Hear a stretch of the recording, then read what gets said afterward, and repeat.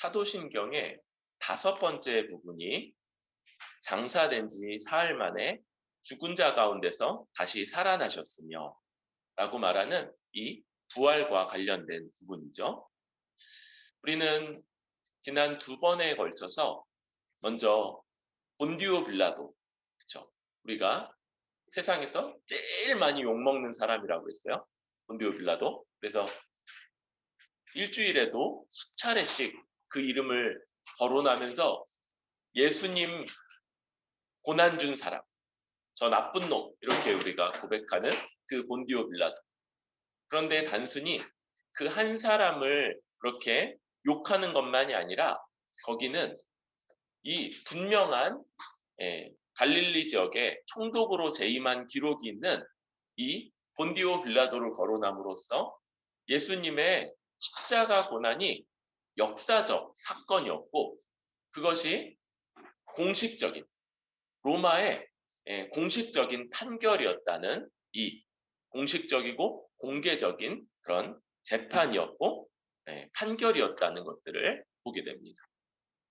또 이 십자가 고난, 이 고난의 총체성을 다루었죠. 그래서 그의 잉태부터 인간이 되시는 수정란이 되시는 순간부터 숨이 끊어주시는 순간까지의 전 기간의 이 총체성, 또 그분의 육체적이고 정서적일 뿐만 아니라 영적인 고난의 이 총체성 얘기를 했었고, 지난 시간에는 그 십자가 고난과 죽음이 왜 필요했는가, 우리에게 왜 필요했는가, 그럴 때 이 죄지은 아담과 연합하여서 그와 똑같이 살아가고 있는 우리가 그 아담과의 연합 가운데 풀려날 수 있는 길이 없었어. 언약 관계는 그냥 나 이제 안 할래, 뭐 돈 좀 더 내지, 뭐 이렇게 해가지고 끊어지는 게 아니라고 그랬죠. 그것을 벗어날 수 있는 유일한 방법은 오직 죽음이었어요. 죽음으로만 아담과 연합되어 있는 그 연합에서 우리가 벗어날 수 있는데, 주님이 우리 대신 십자가에 죽으신 것, 그 십자가 죽음에 연합될 때 우리 옛사람이 아담과 연합한, 그 죄지은 아담과 연합한 그 옛사람이 죽어 없어졌고, 그리고 예수님 부활하신 예수님과 연합함으로써 이제 우리도 새 생명을 가진 존재, 조금도 죄로 더럽혀지지 않은 하나님으로부터 지음받은 새 생명을 가진 존재로 주 안에 서 있다. 이게 우리의 존재다. 말씀을 드렸죠. 이것은 예수님을 믿을 때, 우리가 믿을 때, 그리고 이미 2000년 전 십자가에서 죽고 사흘 만에 부활하실 때 이미 다 이루어진 것이 성령을 통해서 우리에게 단번에 적용되는. 그래서 예수님을 믿는 자마다, 참되게 믿는 자마다, 곧 성령을 받은 자마다 옛사람은 죽어 없어지지 않은 자가 없고 새 사람으로 덧입지 않은 자가 없어. 그런데 이것만 생각하면, 이건 임이라고 그랬죠? 이것만 생각하면 마치, 그러면 우리는 옛사람의 유혹이나 옛사람의 죄에 전혀 끌려가지 않고, 그리고 당연히 아주 자연스럽게 자동적으로 새 사람으로서 살 수 있다고 착각할 수 있는데 그러지 않다고 그랬죠. 그래서 성경이 우리에게 말하고 있는 게 옛사람을 벗어 버리라 명령, 현재 명령. 그래서 지속적이고 반복적으로 해야 되는 명령. 단위는 날마다라고. 날마다 새롭게 나의 옛사람은 죽었어, 난 더 이상 옛사람처럼 살지 않아 라고 날마다 새롭게 해야 돼. 또 나는 이제 주님의 생명, 주님과 똑같은 마음을 부여받은 새 사람이지, 날마다 이것을 새롭게 해야 되는 것. 명령으로 주어져 있으며, 왜 이걸 지속적으로 해야 되냐면요, 우리는 한편으로 새 존재됨을 받았지만, 그러나 아직 이 땅이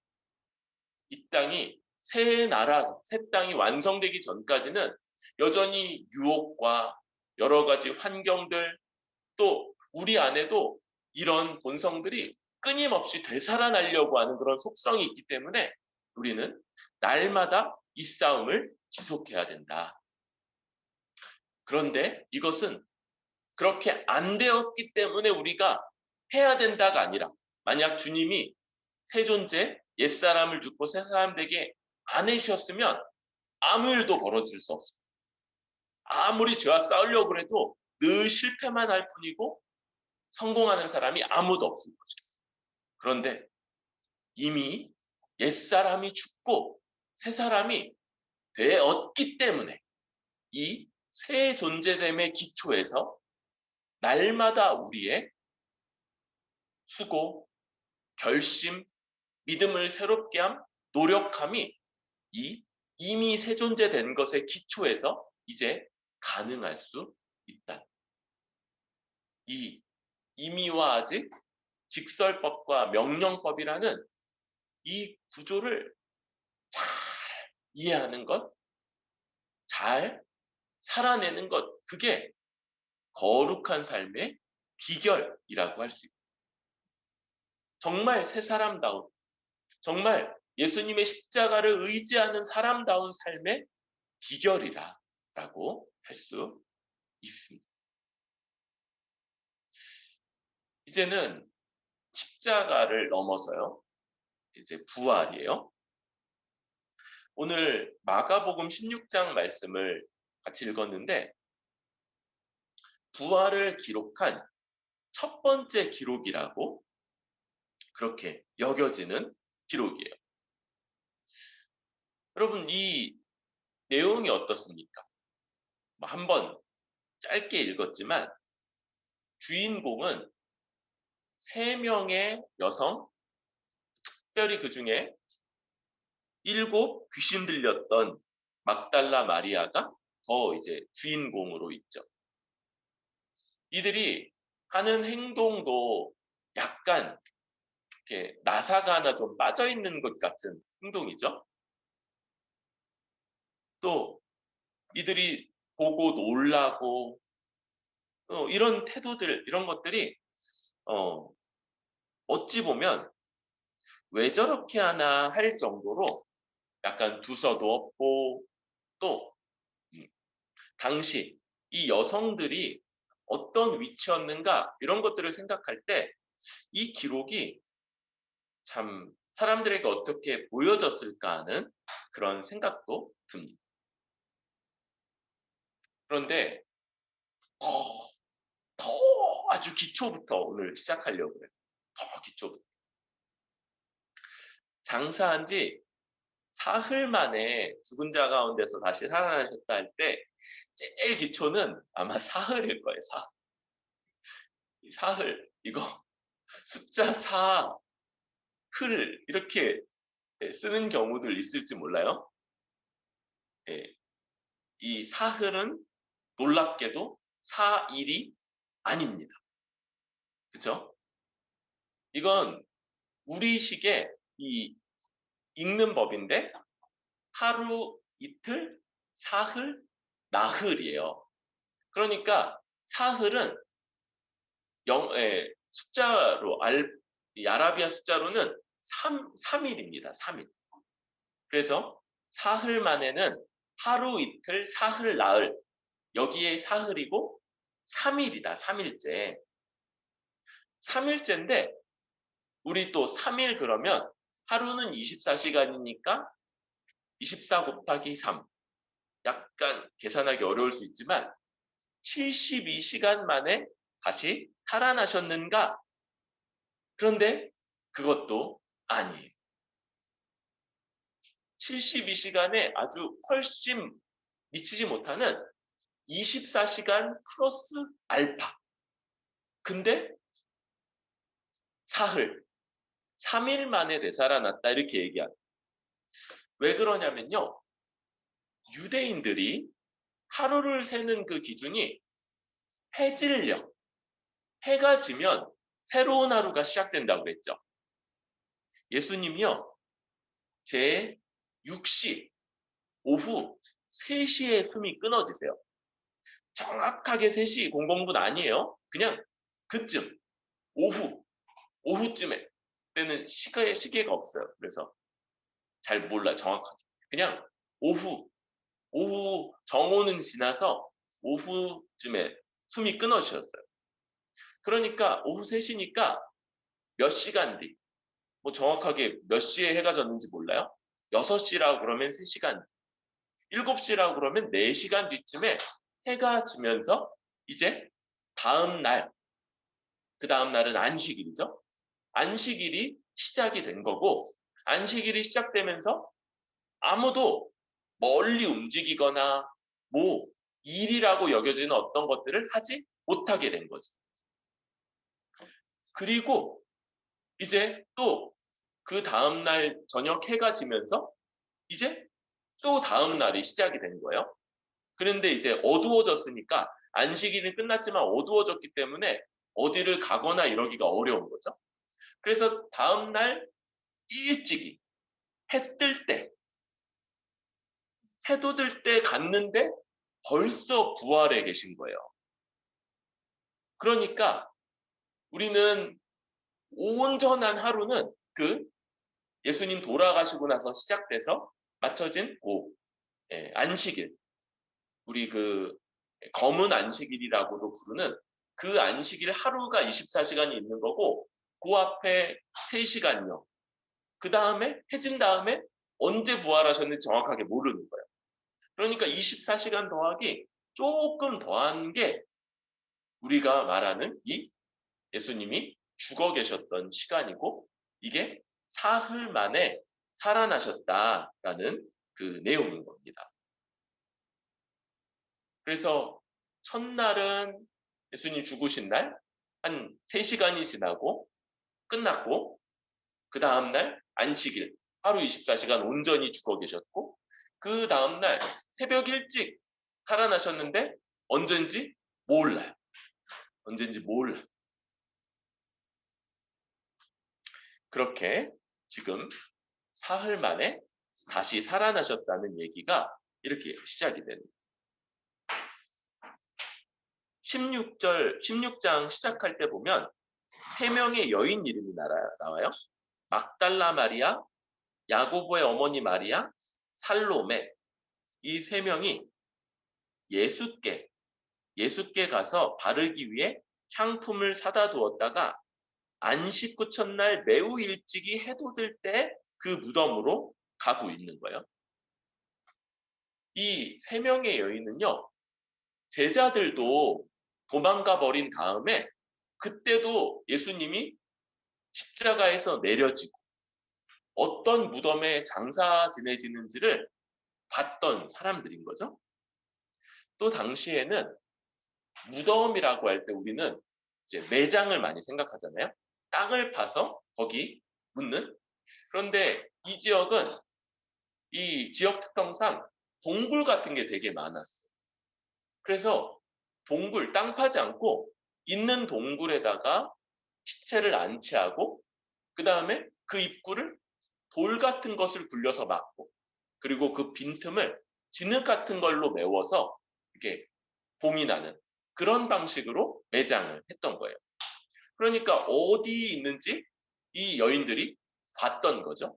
다음 날은 안식일이었기 때문에 가지 못하고 안식일 끝나자마자 이제 해 뜰 때, 이제 좀 밝아질 때, 그러니까 길을 갈 수 있으니까 미리 준비해 두었던 향품을 들고 가는 거예요. 이 향품은 또 우리 뭐랑 비슷하냐면요. 그죠? 우리 이제 시신 이렇게 동동 매는 것처럼 그거랑 되게 비슷하게 이 시신에 대한 예우 같은 거예요. 그래서 향품을 시체에다가 바르는 것, 이런 것들을 하려고 하는 거예요. 여기까지는 이제 상식적이고 당시 이 장사 제도를 생각할 때 일반적이라고 할 수 있는데, 근데 그러지 않은 부분이 이제 나오는 거죠. 이 세 명이 무덤으로 막 급히 막 가고 있어요. 그러면서 서로 무슨 얘기예요? 근데 큰 돌 굴려가지고 그거 막던데 그 돌 어떻게 하지? 이게 이제 정상적인 사고라면 돌을 굴려줄 수 있는 성인 남성을 이제 좀 찾던가, 여러 명의 성인 남성들을 좀 찾아서 그들에게 먼저 가든가 막 할 텐데, 지금 이 여인들이요, 예수님, 너무 사랑했던 예수님을 잃은 슬픔과 또 그래도 그 예수님을 어떻게든 돌아가셨지만 시체를 잘 장사 지내고 싶은 그런 애정, 이런 마음 때문에 지금 정상적인 판단을 잘 못하고 있는 거죠. 그죠? 거기 달려가도 아무 소용이 없는 거예요, 사실은. 이 힘이 약한 여인들 셋이서 뭘 할 수 있는 게 없는 거예요. 그런데 그런 비정상적인, 비합리적인 그런 생각 속에서 그냥 막 애정과 슬픔과 이런 것 속에서 막 갔는데 그 큰 돌이 벌써 굴려져 있는 거예요. 그래서 먼저 이미 이제 깜짝 놀라. 이미 놀라고 있어. 그런데 그 중에 이 세 명이 다 들어가진 않았던 것 같아요. 다른 성경을 통해 볼 때. 그런데 들어가 보니까 거기에 오른쪽에 흰 옷 입은 한 청년이 앉아 있어요. 우리 다른 성경을 통해서 이 청년이 천사라는 것을 알게 되죠. 그럴 때 이 청년이 이야기해요. 놀라지 말라. 너희가 십자가에 못 박히신 나사렛 예수를 찾는구나.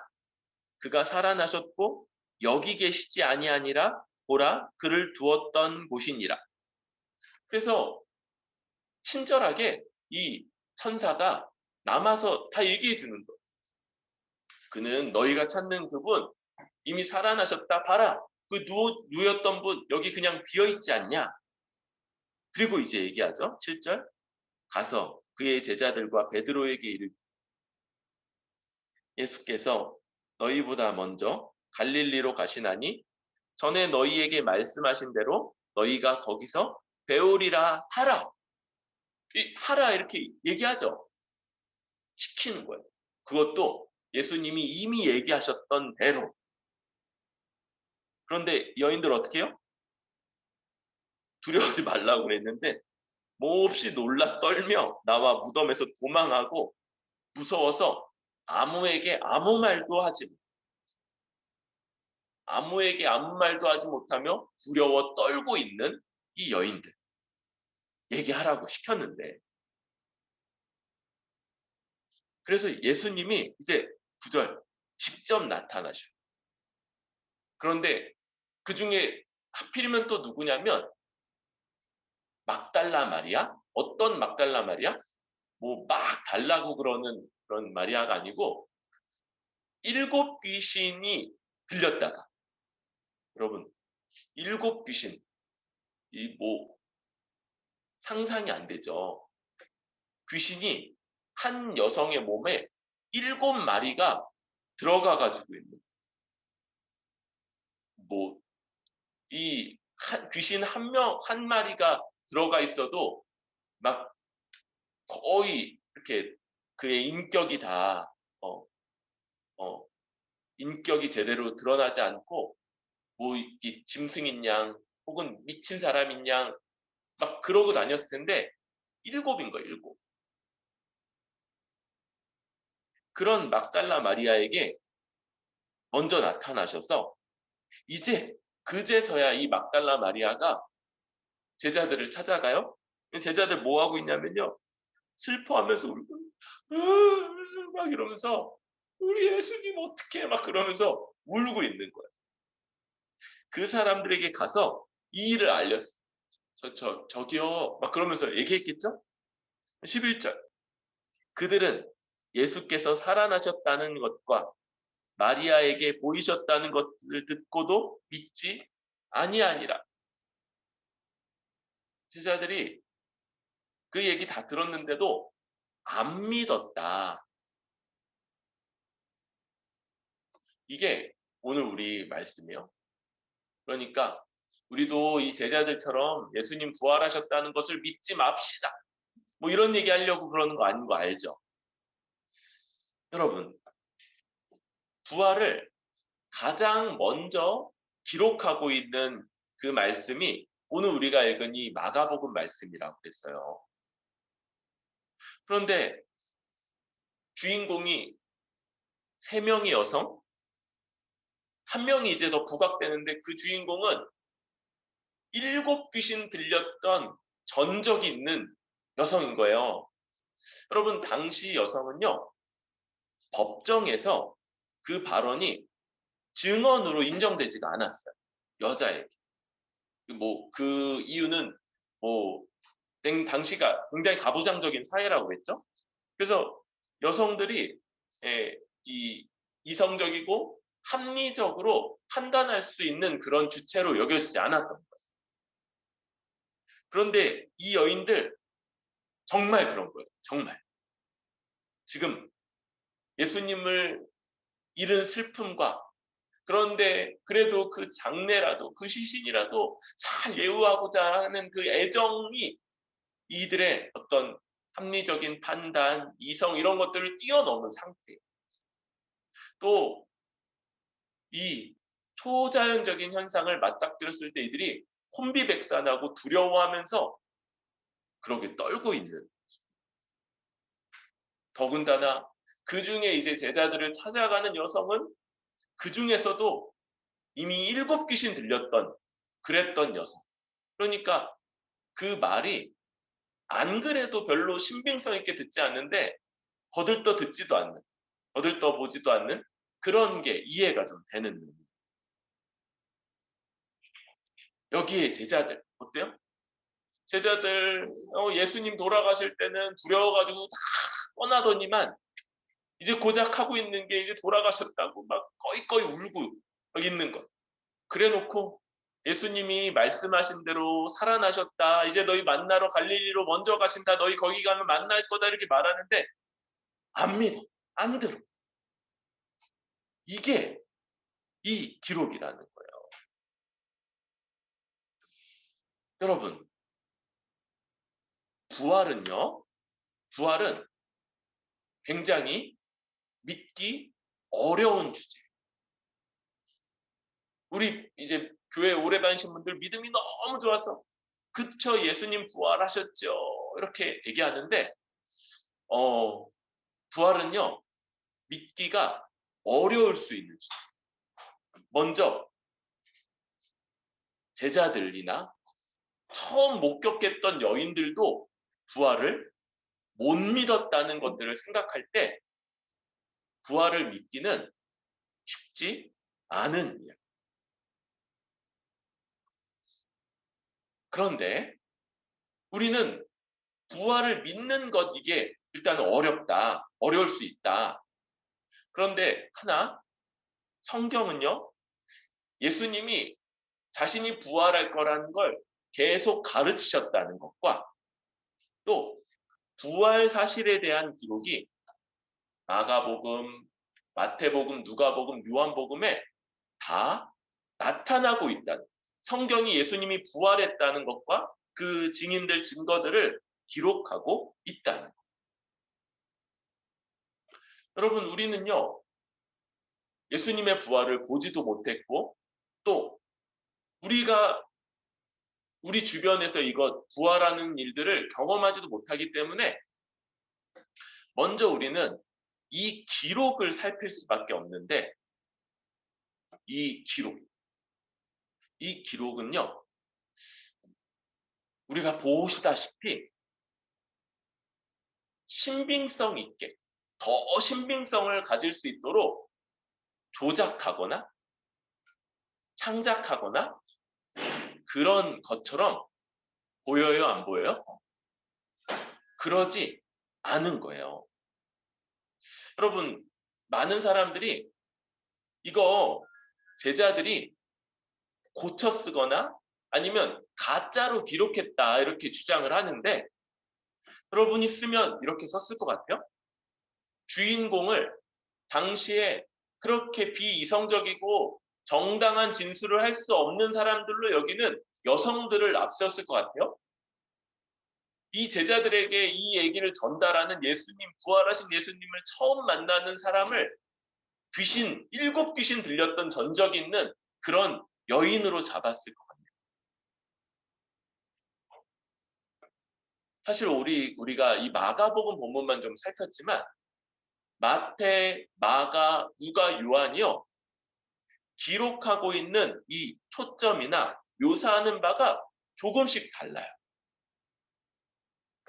여러분, 이 제자들이 예수님이 부활하신 다음에 십몇 년 후부터 이 기록을 쓰기 시작했는데, 그동안에 만약 이 기록을 창작하든지 혹은 조작하려고 그랬다면 이 저자들끼리 서로 협의하고 그래서 맞출 시간이 충분했던. 그런데 이 네 개의 기록이 조금씩 묘사가 다르고 조금씩 초점이 다르다는 건 뭘 얘기해 주는 거예요? 사복음서의 저자들이 서로 모의하지 않았다는 걸 보여주는 거예요. 이 저자들은 자신들이 본 바 혹은 자신들이 들은 바를 그대로 기록했지, 다른 사람들과 우리 짜고 이렇게 하면 사람들이 예수님 부활했다고 믿겠지? 그러면서 모의하지 않았다는 걸 보여주는 게 네 개의 복음서가 기록하는 바가 조금씩 다른 면이 있다.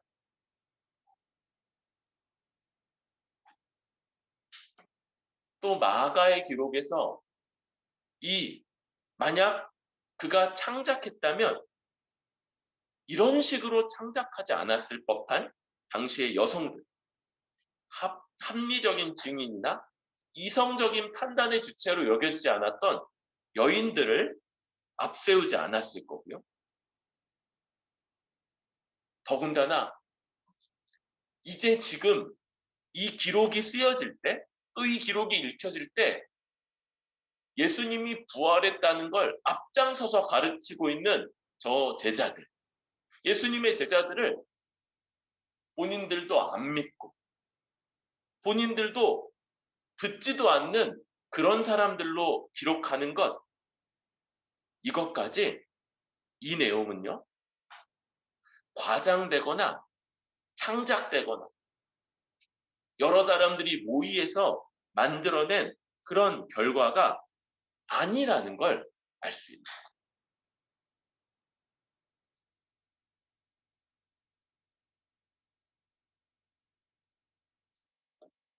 이 마가복음의 이 내용들은 우리에게 성경이 부활을 있는 그대로 과장하지도 않고 미화하지도 않고 또 사람들이 그걸 잘 믿을 수 있도록 어떤 부분을 각색하지도 않고 여러 사람들이 모의해서 말을 맞추지도 않고 그렇게 있는 그대로 기록한 내용, 아주 사실적인, 신뢰할 수 있는 그런 기록이라는 걸 볼 수 있는 것. 여러분, 이 많은 사람들이 사복음서의 차이를 가지고 부활, 가짜다 이렇게 말하는데, 여러분, 그런 게 아닌 거예요. 두 명이 같다, 한 명이 같다, 세 명이 같다, 이런 아주 이 구체적인 사실들은요, 서로 모순되는 게 아니고 보는 관점에 따라서 서로 다르게 기록될 수 있는 것. 또 이 상황이 굉장히 놀랍고 아주 충격적인 상황에서 한 명의 천사가 있었는지 두 명의 천사가 있었는지 이런 것들도 그러니까 서로 모순되니까 가짜야 이런 식으로 비판되는 그런 내용이 아닌 거예요. 오히려 우리는 이런 내용들이 훨씬 더 이 기록이 신뢰성 있고 신빙성 있는 사실 그대로의 기록이다라는 걸 생각할 수 있고 또 믿을 수도 있다라고 볼 수 있겠어요. 여러분, 오늘 우리는 시간 때문에 그런 건 아니고 원래 의도하는 바가 부활의 의미와 그 내용보다는 부활이라는 걸 어떻게 대해야 되는가 이 부분을 좀 더 초점을 맞추려고 원래 그렇게 잡고 있어요. 여러분, 그런데 이 부활을요, 오늘날 어떤 식으로 많이 받아들이냐면요, 역사적 사실이고 공적인 사실로서 그걸 대하는 게 아니라 개인적이고 심리적인 걸로 그렇게 받아들여요. 뭐냐면 부활하신 예수님이 나에게 갖는 개인적인 의미, 나에게 믿음이 주는 심리적인 효과, 예수님이 부활하셨는지 안 하셨는지 그 사실 자체가 아니고 그걸 믿을 때 우리 마음에 어떤 위안이 있는가, 우리 마음이 어떤 힘을 얻는가 이런 걸 얘기하는 거예요. 그리고 이것은요, 은근히 부활의 역사성이나 그것이 공적인 사실이라는 것에 대해서는 무관심하거나 부정하는 그런 태도가 요 안에 담겨 있게 돼요. 여러분, 이런 태도는요, 사실은 부활을 믿는다고 말하는 여러 신자들 안에 내재되어 있는 거죠. 진짜 부활 믿어요? 진짜? 이런 얘기할 때, 그런 것이 아니고요. 이 부활이라는 것, 그런 방식의 것이 아니고, 그걸 내 마음속에서 예수님이 정말 살아나셨다는 것.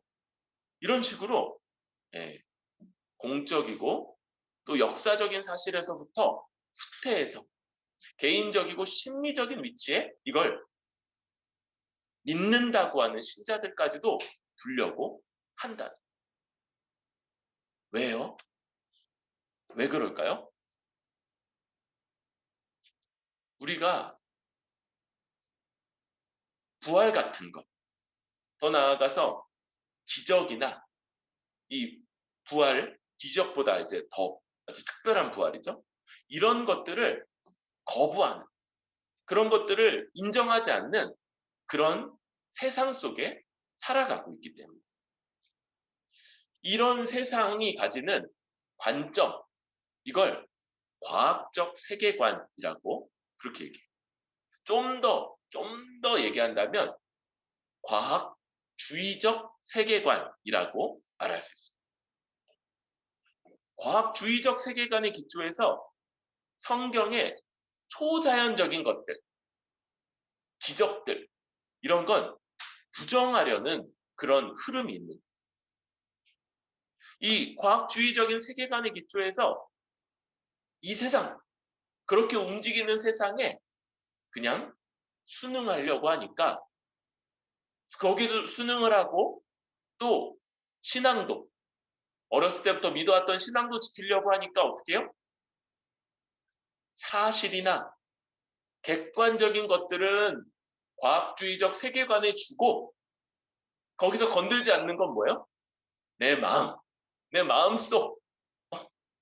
이게 내가 마음속으로 그렇다고 생각하는 건 제가 뭐라고 안 그러니까 고개, 완전한, 아무도 비판하지 않는 안전한 그 내 마음속에만 부활하신 예수님을 모셔두고 살아가는 건가요?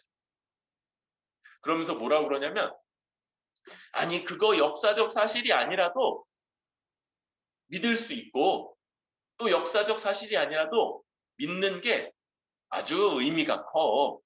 이렇게 말합니다.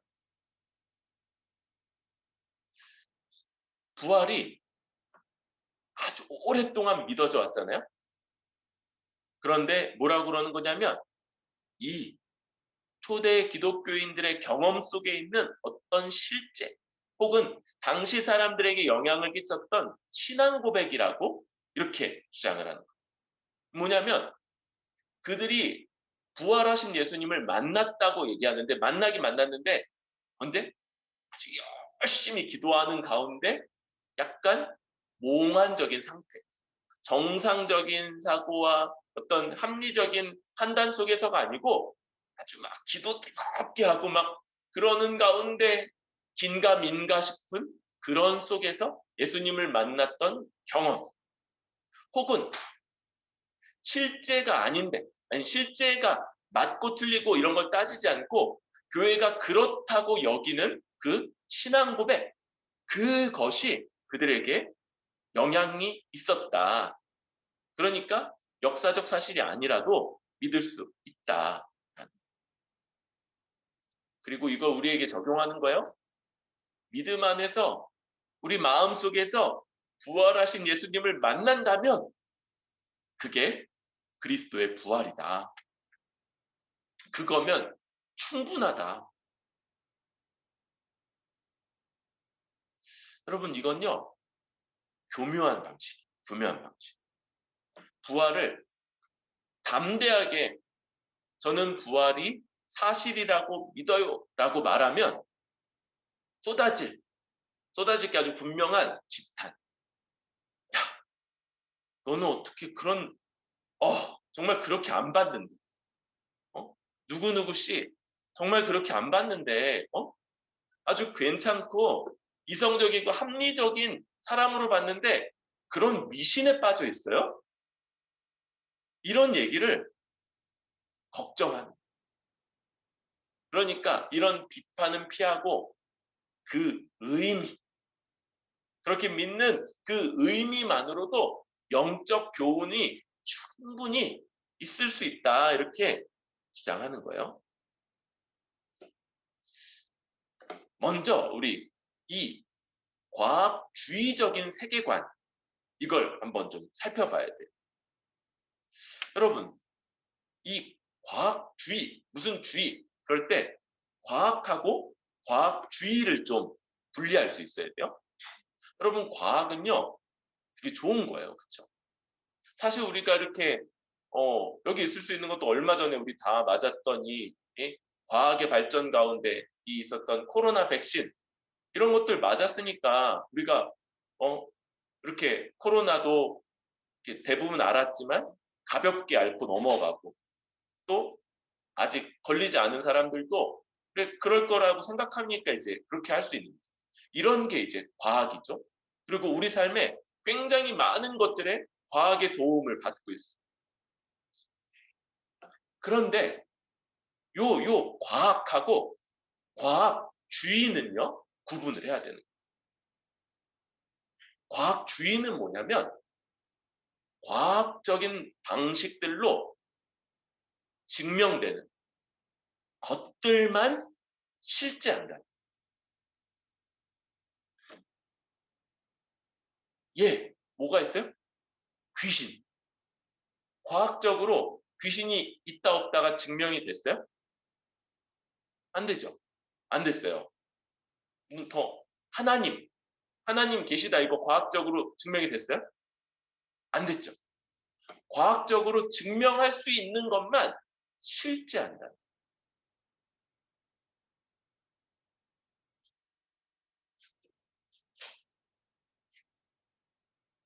그게 과학주의인 거예요. 과학주의에 여러분 과학주의의 한계 딱 한마디로 할 수 있어요. 여러분 과학이 증명할 수 있는 것만 존재한다는 거 그거 과학적으로 증명이 됐어요?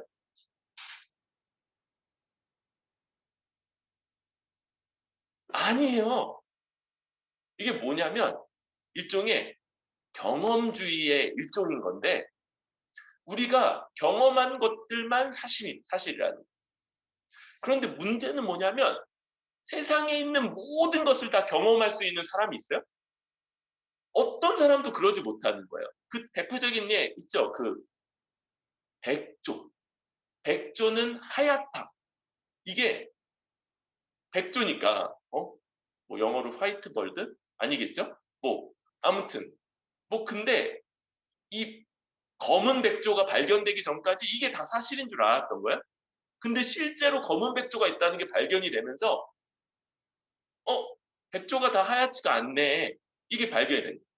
근데 그때까지 백조는 다 하얀 줄 알았던 거예요. 그러니까 있는 모든 케이스를 다 점검할 수가 없어요. 과학적으로 증명되는 것만 세상에 존재한다는 건 저 과학주의의 주장이지 그게 과학적으로 증명되지 않는 거예요. 증명될 수가 없어요.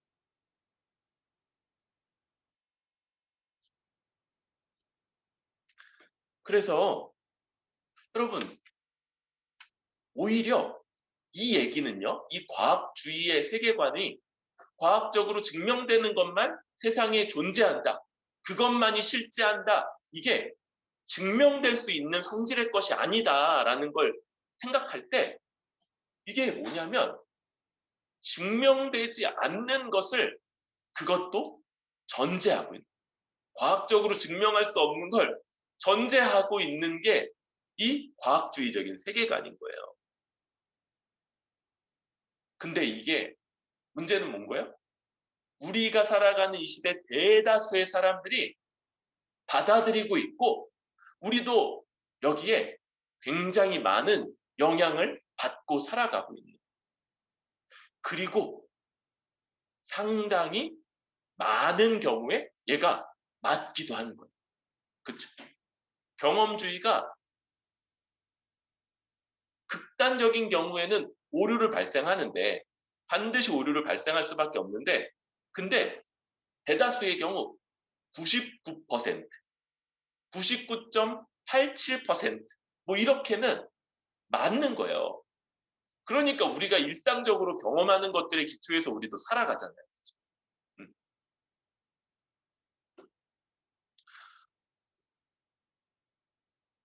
우리는 우리가 살아가는 이 세상이 과학주의적인 세계관을 갖고 있다는 걸 기억할 수 있어요. 그리고 이 과학주의적 세계관, 이게 뭐냐? 과학이 있다고 증명하는 것만 세상에 존재한다. 존재할 수 있다는 과학적으로는 증명되지 않는 전제를 깔고 있는 세계관인 거예요.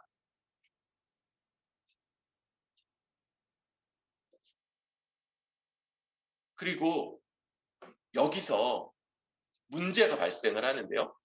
한 가지는 이 과학주의의 전제가 과학적으로 증명이 안 된다고 그랬어요. 그러니까 이것 자체가 기본적인 모순을 갖고 있어요. 그러면서 이 전제가 대부분의 것들을 다 결론 내려버립니다. 여러분 이 과학주의적인 세계관 속에서 기적 있을 수 있나요? 기적은 과학 실험실에서 증명이 안 되잖아요. 그러니까 없어요. 하나님 있나요? 없어요. 귀신 있나요? 증명 안 되니까 없어요. 부활, 부활 증명돼요? 없다는 거예요. 그런데 왜 이거는 없다는 결론이 나는 거예요? 바로 과학주의적 세계관이 가지고 있는 전제 때문이에요. 전제. 이 전제가 증명되지도 않았는데 이미 타당하다고 전제하고 있는 이 전제 때문에 이 결론이 나버리고 이게 바로 과학주의적 세계관이 가지는 큰 문제인 거예요. 증명되지 않는 전제가 결론을 다 내버린다. 결론은 정해져 있어. 결론은 버킹검. 뭐 이렇게 다 정해져 있어. 약간 외롭다는 생각이 드네요. 이런 농담을 따라가지 못하는 세대를 만났다는 게 참.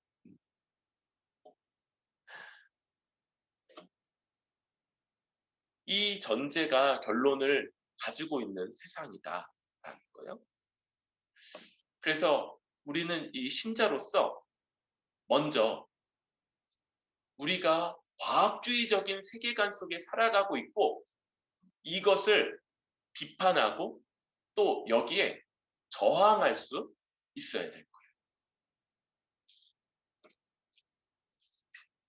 그런데 여러분 두 번째는요. 우리 자신도 어떤 사람이냐면 내가 어떤 것들을 당연하게 여기고 전제하고 있는 게 있고 이 전제가 사실은요. 많은 것들을 결론 내버립니다.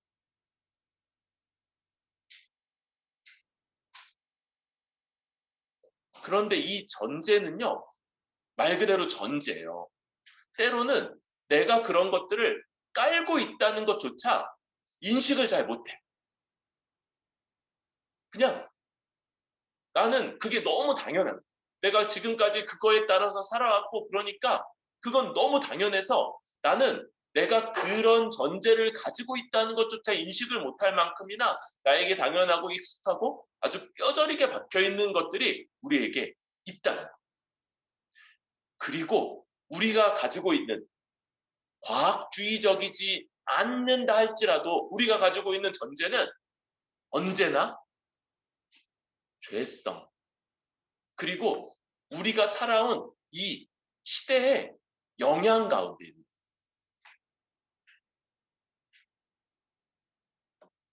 우리는요 모두 다 죄와 우리 시대 정신이라고 하는데 이 시대 정신의 영향을 받은 전제를 가지고 있는 사람들입니다. 저는요 엄마 뱃속에서부터 교회에 나왔어요. 여기 최소한 2명은 있죠. 그런 사람 2명. 그렇다고 이 죄성과 시대 정신에 물들어 있는 전제가 없는 사람들이 아니에요. 교회 오래 다녔어도 이거하고는 다른 얘기. 우리 자신도 내가 마치 안경처럼. 그런데 색안경인 거예요. 색안경. 노란색 안경 끼면요. 세상의 대부분의 것들이 노랗게 보이고요. 파란색 안경을 끼면요. 대부분의 것들이 파란색으로 보여요. 제 자전거 고글이 파란색인데 그러면 세상이 아주 파래. 그리고 나서 이제 딱 벗으면 깜짝 놀라죠. 이 세상이 전혀 다른 색깔인 거예요. 우리가 그렇게 살아가고 있는 여러분 과학주의의 영향도 많이 있을 거예요. 그 가운데. 그런데 그것 말고 더 근본적으로 죄성 때문에 내 전제들, 내가 당연히 생각하는 것, 판단하는 것, 정보를 입수하는 것, 해석하는 것, 결론 내리는 것 모두가 다 죄로 삐뚤어져요. 이 시대 정신의 영향 가운데 삐뚤어져요. 우리 어떻게 하냐? 어떻게 내가 그걸 깔고 있다는 것조차 인식하지도 못하는 나에게 뿌리 깊게 박혀 있는 이 전제들. 그런데 그게 정상적인 게 아니고 죄와 시대 정신의 영향 가운데 삐뚤어져서 오류를 불러일으키는 그 전제들을 어떻게 다루어낼 수 있는.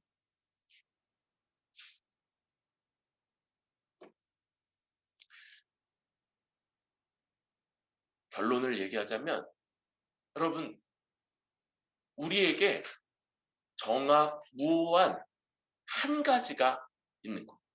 그게 뭐예요? 성경 곧 하나님의 말씀인 성경. 그래서 성경을 통해서 내가 깔고 있는 전제도 발견하고요.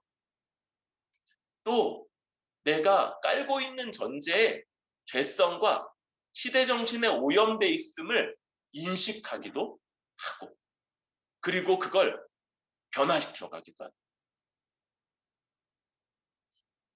그런데 여러분, 안식일이 지나니 막달라 마리아와 야고보의 어머니 마리아와 또 살로메가 가서 예수께 바르기 위하여 양품을 받아두었다. 아, 그래. 이제 그렇게 해서 발견이 됐어요?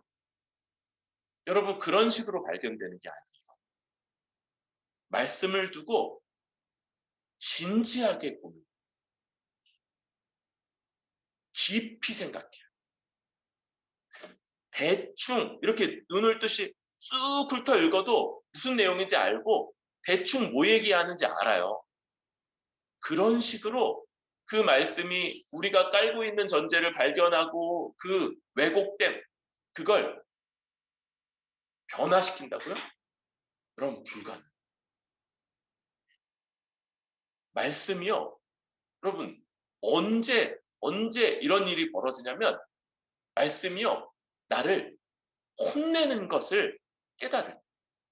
내가 말씀 앞에서 이 말씀이 내가 말씀을 보려고 말씀을 보는데 말씀이 나를 혼내고 책망하고 가만히 내버려 두지 않고 이게 말씀이 살아 움직이는 것처럼 정말 내 앞에 서서 나에게 선포하시는 하나님의 말씀처럼 들려서 그 말씀 때문에 내가 불편하고 그 말씀 때문에 내가 힘들고 말씀이 내가 편한 방식, 내가 익숙한 방식, 내가 늘 그렇게 살아왔던 방식을 못 살도록 만드는 걸 경험할 때 그때 비로소 우리는 나의 전제들을 인식하고 있는 거고요. 그리고 말씀이 정황무오한 하나님의 말씀인 성경이 나의 죄성과 시대정신에 물들어 있는 전제들을 변화시키는 걸 경험하고 그리고 그때 모든 사람들은요, 저를 포함한 모든 사람들은 첫 번째 반응이 저항이에요. 저항. 안 하려고 그래요. 안 바꾸려고. 말씀을 어떻게든 귀를 막으려고 그러고요. 대부분은 그래서 그만큼 말씀을 진지하고 깊게 안 보죠. 그래서 혼자 그렇게 안 사는 거예요. 혼자서 신앙생활 제대로 못하는 거예요. 왜요? 나 혼자는 날 불편하게 만드는데, 나를 힘들게 만드는데 안 보지. 그냥 안 보고 쑥 훑어보고 갔다. 아, 좋네. 아, 말씀 참 좋네. 이제 기도해야지. 그러면 여러분 안 힘든데 말씀 그렇게 보지. 누가 더 깊이 내가 불편하고 날 힘들고 내가 죄에 물들었다고 내가 이 시대의 시대정신에 물들어서 이 세상 사람들과 똑같이 살아간다고 말하는 그 말씀을 그 정도까지 누가 보냐? 혼자서. 다 그렇게 보는 그 사람들 속에 껴있을 때, 아, 보기 싫은데 옆에 사람이 내가 무시하려고 그랬던 그 부분을 말하는. 근데 양심이 살아있어서 차마 그게 거짓이라고는, 그게 여기 안 써있다고는, 그게 가짜라고는 말 못하니까 어쩔 수 없이 피하려고 했는데 아, 저 사람 말 안 해.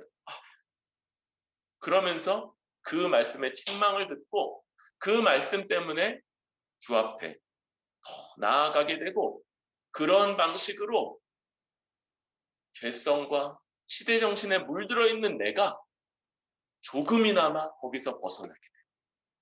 이제 그렇게 말씀이 또 여기에 물들어 있지 않으신 하나님이 가지시는 그 관점에 조금이나마 닮아가게 되는 것. 이걸 뭐라고 불러요? 성화라고 하죠. 성화가 우리에게 일어나요.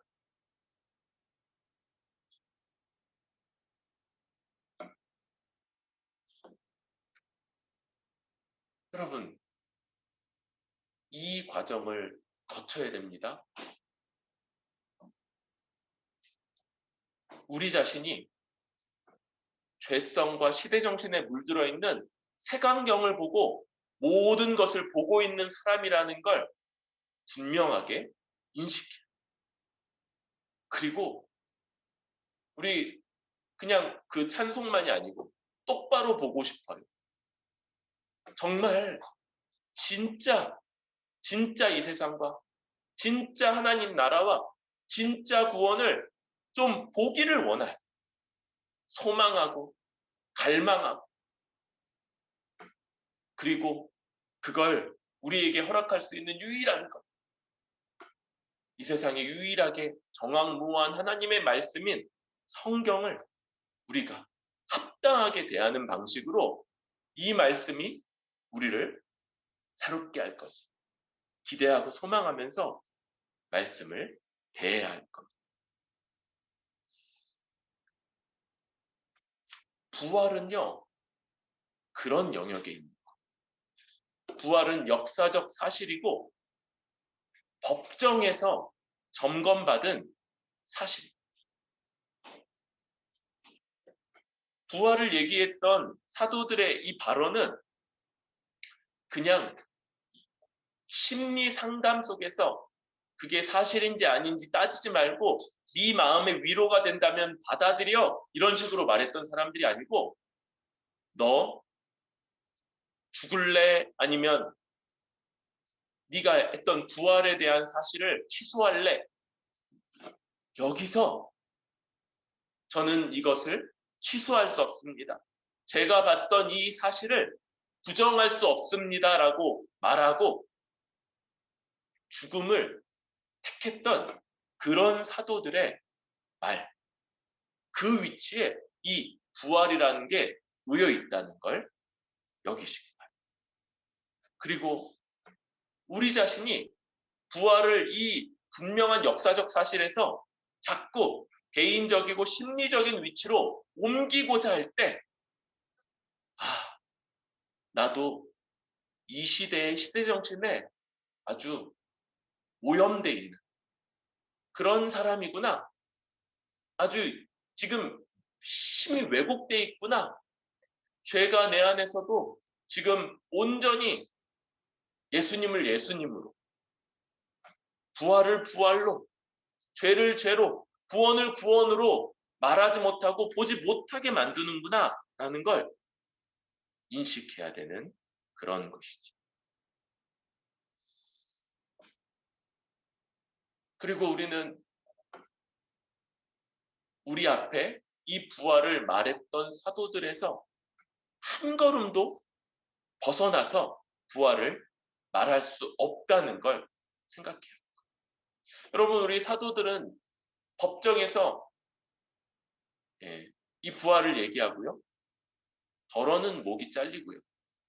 더러는 십자가에 못 박히고요.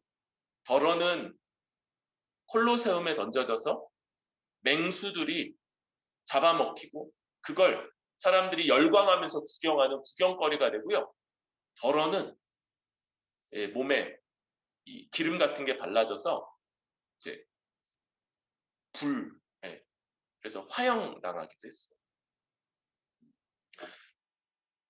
우리는 사람들에게 좀 조롱거리도 되고, 또 사람들에게 미신 믿는다 이런 얘기도 들을 수 있겠지만, 그러나 그들에게 과학주의적인 세계관과 그게 과학적으로 증명되지 않는 전제를 깔고 있는 모순을 갖는 그런 세계관이라는 걸 얘기해 주고, 우리는 그 가운데 이 성경이 말하고, 성경이 아주 이 MSG가 들어가지 않은 채로 아주 밋밋하게 그대로 얘기하고 있는 그 사실을 나는 그 써있는 그대로 받아들인다, 이걸 말해야 되는 사람들인 거죠.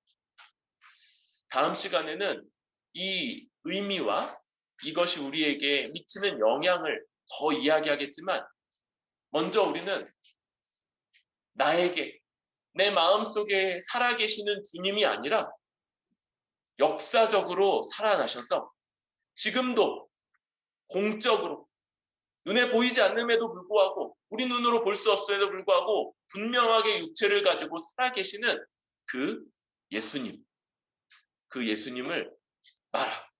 그 예수님이 살아계셔서 우리를 보고 계시기 때문에 우리는 욕 좀 먹어도, 좀 어리석다는 얘기 들어도 부활을 사실, 역사적 사실로 이야기할 수 있는, 믿을 수 있는 그런 우리들이 되기를 소망합니다.